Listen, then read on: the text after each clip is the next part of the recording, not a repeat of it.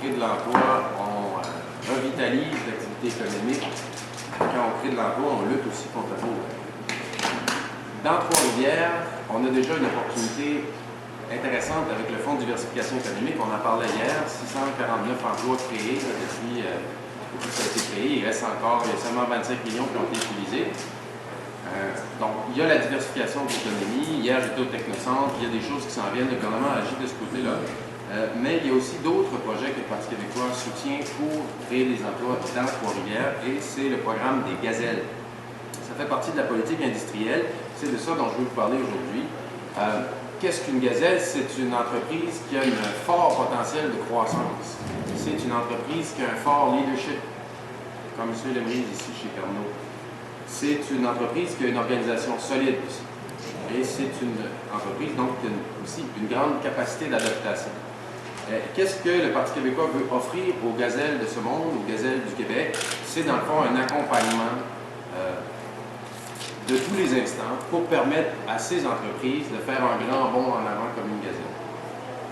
On offre donc des accompagnés en leur offrant un service personnalisé qui impliquerait différents partenaires comme le ministère des Finances et de l'Économie, Emploi Québec, Investissement Québec, les CLD. C'est aussi un programme qui veut offrir de la formation aux gazelles à travers l'école d'entrepreneurship de la Beauce. Et c'est un accompagnement qui durait pendant au moins 3 ans. Chaque entreprise aura un chargé de projet qui va faire un diagnostic, qui va proposer un plan pour que la compagnie puisse aller là où elle veut aller, soit vers une grande expansion. Il y a 300 gazelles qui seront choisies au Québec par un comité indépendant, un comité qui regroupe des gens qui ont fait leur marque dans l'entrepreneuriat, notamment M. Vachon. Et les critères, essentiellement, c'est que ça prend une entreprise qui a au moins 3 ans d'existence, qui a au moins 250 employés et qui a un chiffre d'affaires d'au moins 2,5 millions de dollars. Alors, les entreprises peuvent soumettre leur candidature jusqu'au 28 mars 2014 et il y a un aspect régional là-dedans.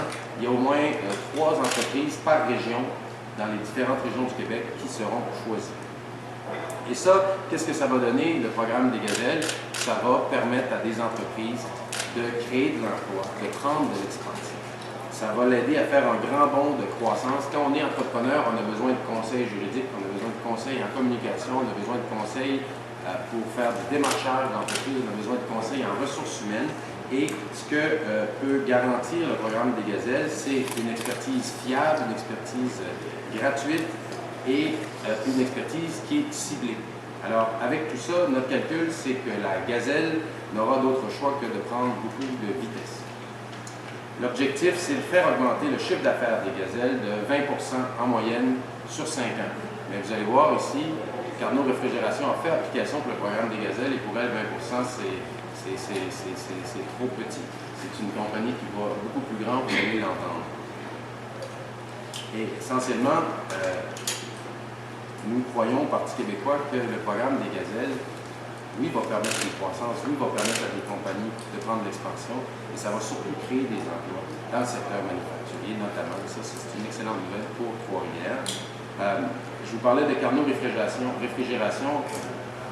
Le PDG va vous en parler lui-même, mais essentiellement, nous l'avons rencontré la semaine dernière. C'est une entreprise extrêmement dynamique, une entreprise qui est allée chercher de nouvelles technologies en réfrigération, qui veut conquérir des nouveaux marchés au Canada, en Amérique du Nord, qui fait de la réfrigération pour des arénas, pour des épiceries.